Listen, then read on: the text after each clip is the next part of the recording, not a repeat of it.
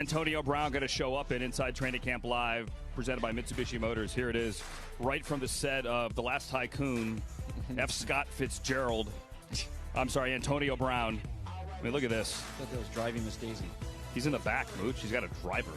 He's got a white glove service. Antonio Brown arrives in style. Wow, I love that. Let's go under the helmet with him. It's a Rolls Royce 1930. It's an antique piece, and I'm grateful to pull up and start the year off in it. Put my body in the shape to do something I've never done. I don't win a Super Bowl. That haven't been done yet, so. It's like the Great Gatsby, Antonio Brown rolling into camp like we are rolling into the weekend. Hey, welcome to SI Now. It's Friday. It's July 28th. I'm Maggie Gray alongside Robin Lundberg. Hi, old sport. Hi, old sport. It looks like the car from the game Monopoly, like the limousine. Oh, yeah. Where's the monocle? With a monocle, exactly. Of course, the Steelers' offense looking a little less flashy as training camp opens. LeVeon Bell did not report to camp on Thursday. Not shocking, considering Bell has not signed his franchise tender. But Robin, what is surprising to me is that his teammate Antonio Brown is applying the pressure publicly. This is what he tweeted on Monday. It's Super Bowl season. Let's go, bro, at Le'Veon Bell. And then reiterated his stance on Thursday to reporters, basically saying when trying to do something special, we would like all of our guys here. Robin, is Antonio Brown overstepping? I think so. Look, in this line of work, we talk to a lot of NFL guys, right? Both former and current. Yeah. And one thing I've been told by multiple people, casually, is that the one thing you don't mess with is other guys' money. Mm-hmm. And that seems to be what Antonio Brown is sort of doing here. Because if you look at this situation, first of all, most of these holdouts don't actually extend into the season. Second of all, it's not like Le'Veon Bell is new to the team and is learning the plays or a new offense or something of that ilk.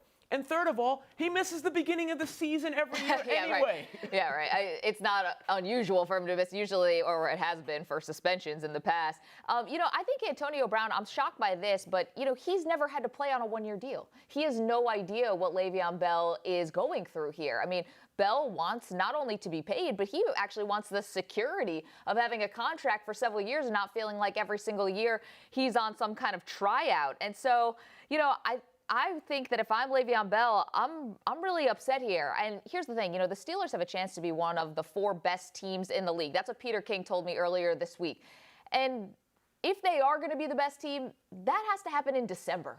And I honestly don't think that a couple missed, practices in July is going to make or break the difference between a Steelers Super Bowl season. It's surprising to me, too, because you would think that these two guys have a relationship where he wouldn't be airing out that business very publicly. Yeah, it's very shocking. Speaking of NFL players getting paid, Maggie, yeah. Odell Beckham had this to say. It's like the elephant in the room, and you don't want to talk about it. And I've gotten to the point in my life where there's no need to not talk about it.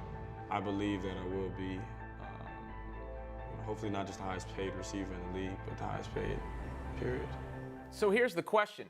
Should OBJ be the highest paid player in the league? Sure, why not? I mean, why not, right? The only thing you have in this world is your leverage. And if Odell Beckham Jr., by way of not only being talented Snacks Harrison, who we're going to see later on in the show again, he said Odell Beckham is the most talented person he's ever played with. I mean, if you have someone who has that much talent, who brings that much attention, who is a superstar, then sure, use your leverage. Become the highest paid player in the league. That right now, that distinction belongs to Derek Carr, $125 million. The highest paid receiver is Julio Jones at $71 million. So listen, Odell Beckham's making, $1.8 million this year? He's drastically underpaid. And I mean, I would say that he probably means as much to the New York Giants as Julio Jones does to the Falcons. And, I would say he's just as important as any other position on the field. If you're the Giants, your counter argument, for lack of a better word, is the antics surrounding Odell Beckham Jr. But aside from that, if we can move all that to the side, the stuff that leads the tabloids in New York, and, sports writer guys love to really get angry about Odell Beckham Jr., self-righteous and all that. There's no force in the universe more powerful than the self-righteousness of the sports writers. But Odell Beckham Who, us? No. Well, we're not, we've pivoted. But when you talk about Odell Beckham Jr. specifically as a player, look, we know quarterbacks tend to get paid more. But he is as talented as anybody in the league, as you just mentioned. He's also as electrifying as anybody in the league.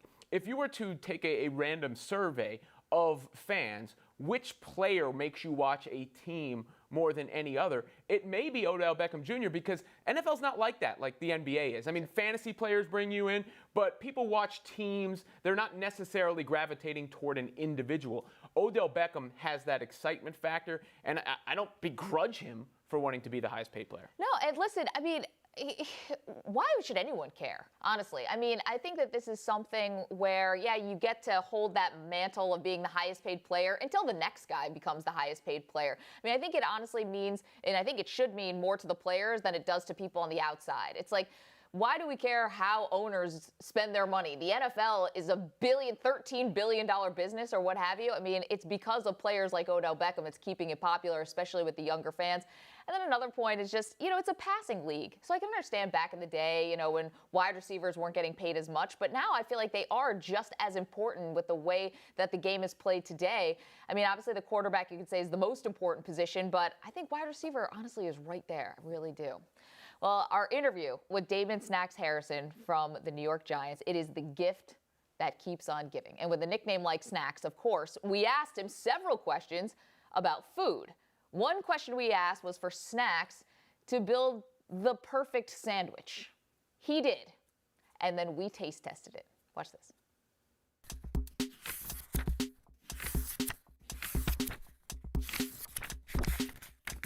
If you had a sandwich named after you, what would it be? What would be on it? All right, man. So you have to, I got to get into this one. You have to have 2 beef burger patties, jalapeno peppers, ketchup, spicy mustard, some hot fries, the Fritos, some barbecue brisket, a couple of pieces of tomato. We would call that the snack sandwich. Somebody make that, man. I want to see that. Damon Snacks Harrison. I trust him on the football field. I don't think I trust him to make us a sandwich. This is a man who said that New York has the worst food alongside Cleveland and had the gall to say that New York pizza is also the worst. I don't know what to say. This is his sandwich. This is what he created. We just saw all the ingredients go into it. I think it's time to test it. I think I have a better chance of running for a first down against Damon Harrison than finishing this. This is the snack sandwich. Oh, man, this thing is a monster, and it looks gross. I'll let you go first. I'm going to need a malleable jaw like a snake in order to take the right bite of this.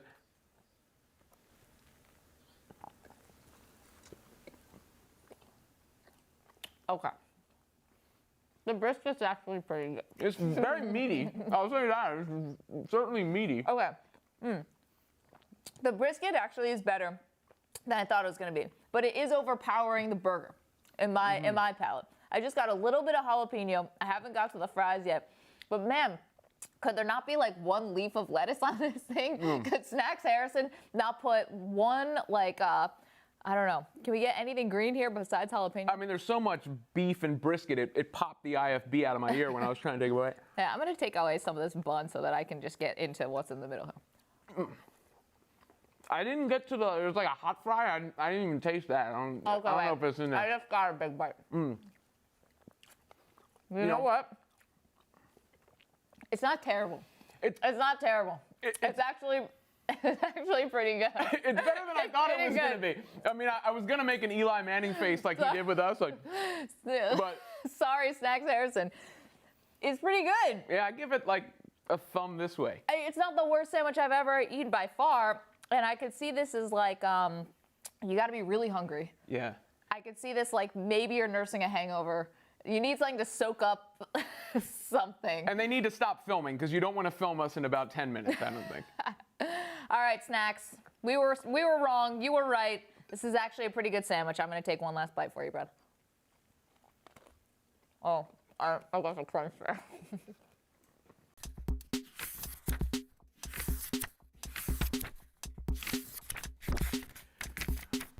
We owe the man an apology. Yeah, and also we should say thank you, Steve and Max and Frank. Everyone worked really hard to get that shoot together, and it was worth it. It was delicious. We're sorry, Snacks. Of course, Snacks has a veteran QB in Eli Manning, as you saw him do the face. But we did get an update on some rookie QBs from the QBs, Peter King.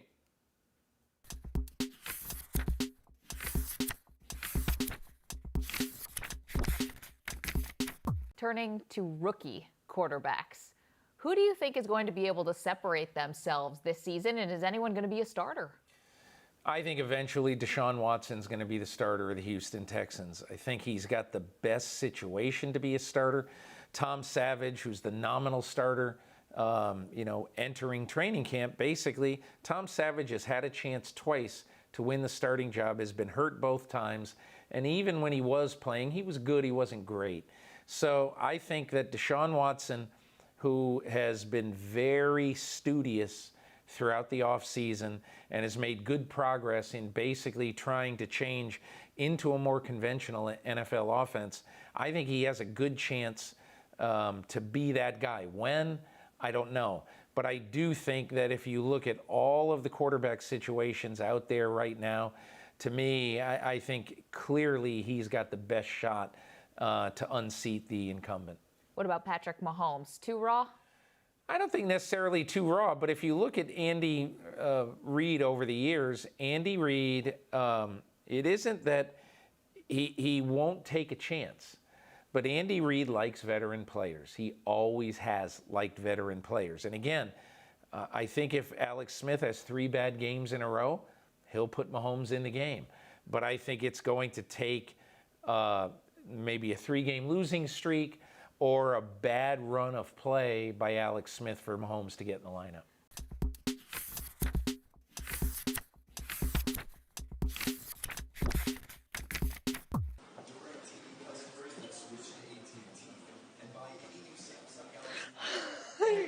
Entró. Ay, no, no puedo creerlo.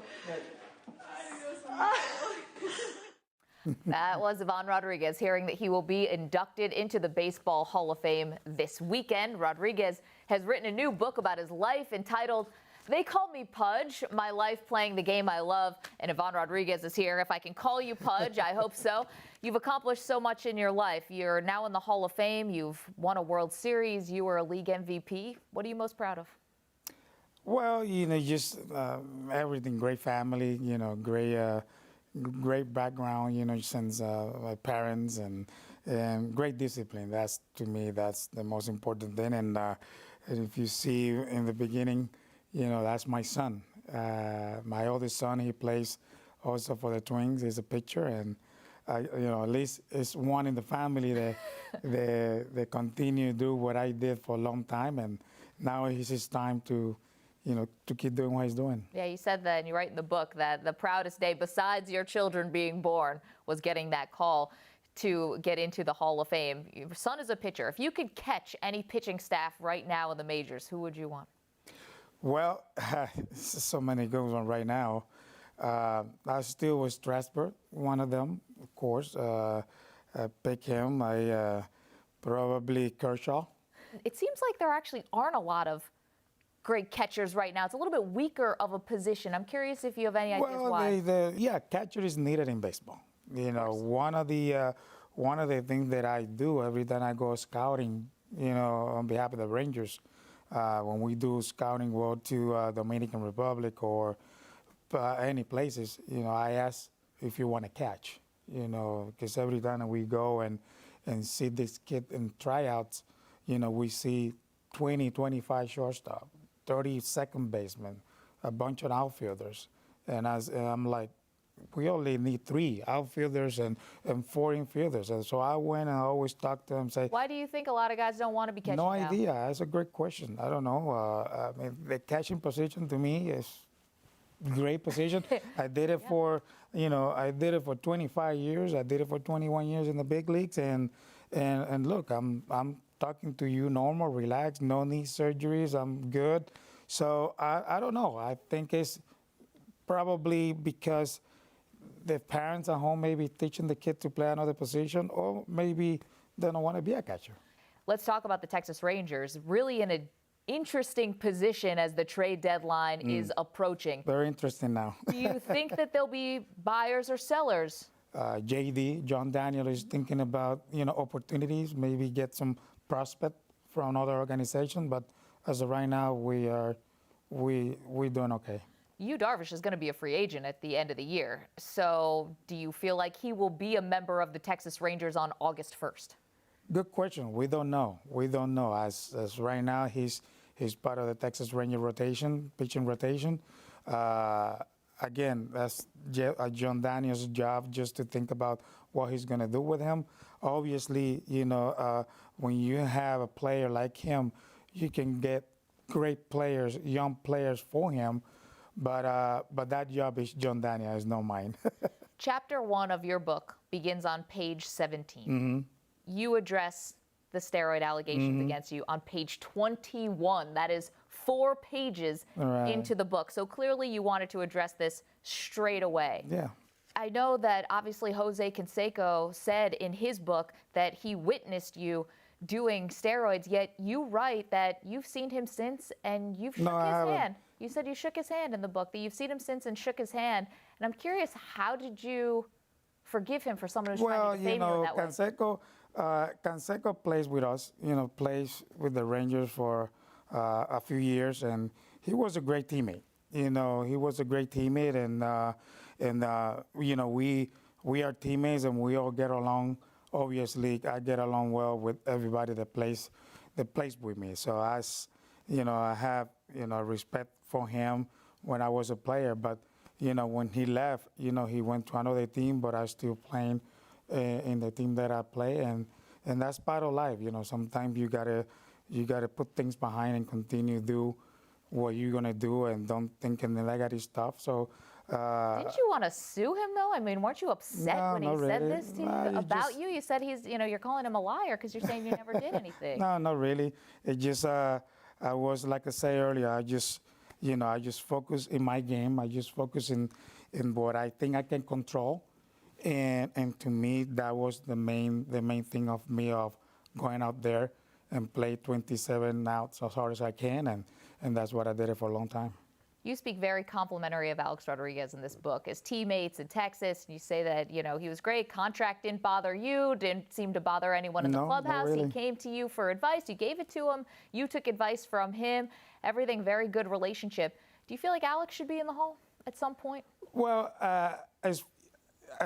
again, I'm not the person to make that decision. No, just your personal But as far as what he did in baseball, I mean, because hitting a baseball, throwing a baseball, play baseball, and have the ability, you have to have all that. And to hit a ball coming at 98 miles an hour, hit it over the wall, is not an easy thing to do.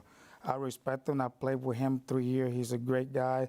Matter of fact, we stay in contact every once in a while. And let's wait. I mean, he's still not eligible yet. He's still a few years left to complete 5 years, see what happens. What about Palmeiro, another teammate of yours? Again, they are great players.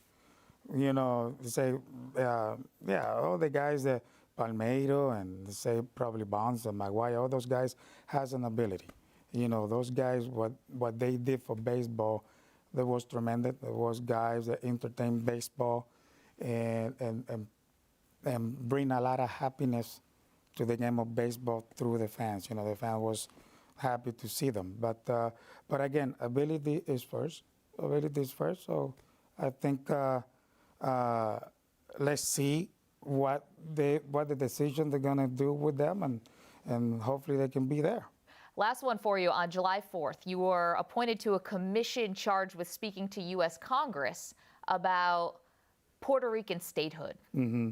I'm just curious, is a position in politics maybe something in your future? No, I just want to make that clear. And now that you bring that, appreciate that. No, I'm not a politic person. I'm a Puerto Rican that love Puerto Rico. And I would like to do, or I would like to do anything I can for my people in Puerto Rico. But I want to make that clear. Not running for office. Do not politics. It just. And we got a glimpse of what you'd say to the Congress too. It's just Ivan Rodriguez trying to help the island, because I love the island very much. Ivan Rodriguez, it was a pleasure watching you all of those years. Congratulations on this book, and what a tremendous achievement to get into Cooperstown this weekend. I appreciate it. Thank you. We're gonna talk about this. You punk. You. Answer me, boy. Answer me, son. you are, you punk. This your boss, you little. Here's a little present for my beautiful black female fans. Words matter. And as the never-ending Mayweather and McGregor troll tour marches on, I think we have to remember that. While we can laugh at the gratuitous profanity, or even smile at a slick joke or two, we have to stop tuning out the racist and homophobic and misogynistic language. There is too much of it to ignore. The latest low blow was Conor wearing the jersey of C.J. Watson. Now, Watson was allegedly involved with Josie Harris, the mother of 3 of Floyd's children. Floyd was so unhappy about Harris's relationship with Watson, he assaulted her for it in front of their children. Remember this detail of Floyd's abuse? Harris alleges Mayweather hit her in the back of the head so he wouldn't leave bruises as evidence. Conor is using a battered woman's story to sell a boxing match. That's not clever. It's cheap. While there is no doubt that Floyd's actions are worse than any verbal garbage Conor can spew, that doesn't mean that what McGregor says should have no consequences. These comments are not just offensive to African Americans, gays, and women. They should be offensive to all of us. Why are we ignoring them? Or worse, explaining them away as just an act? This isn't psychological warfare between 2 athletes. It's bigotry, and we're normalizing it by our dismissiveness. The language Conor and Floyd are using is all too real, and unlike this fight, that's not a joke.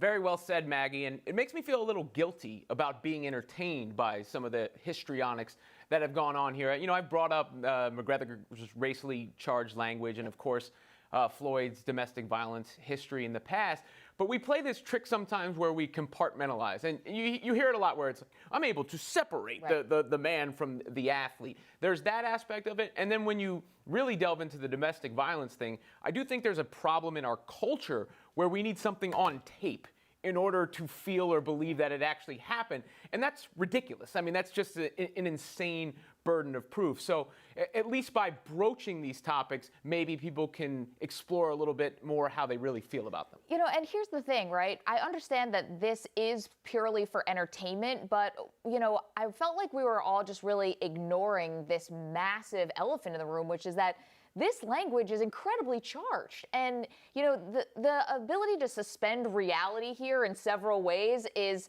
pretty remarkable, actually. The fact that we can, you know, suspend reality to think that this is about anything more than just money, to suspend reality to think that Conor might win. You know, we're doing a lot of suspending of reality here, and I felt like we kind of need to bring it back down to earth. Like, there are real people who've had traumatic experiences because of Floyd Mayweather, and now Conor using that to sell a fight. I thought, what are we doing? I just felt like I had to bring it up. I mean, the racist language or the racially charged language that Conor was using before, just because I feel like Floyd didn't come out and condemn him for it. I mean, they are trying to sell a boxing match, but just because Floyd wasn't very outspoken about condemning him for it doesn't mean that we should all just turn the other cheek. Well, in a sense, they're playing exaggerated caricatures, right? But there is truth there. Obviously, Floyd's history is plain and on the record. You can see it.